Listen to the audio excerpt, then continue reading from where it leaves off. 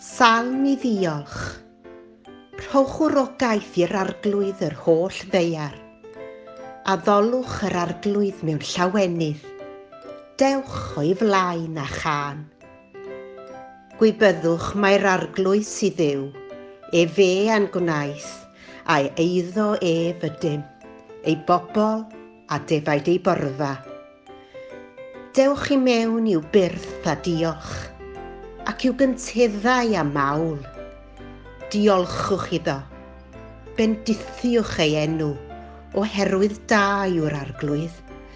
Y mae ei gariad hyd byth, a'i ffyddlondeb hyd genhedlaeth a chenhedlaeth.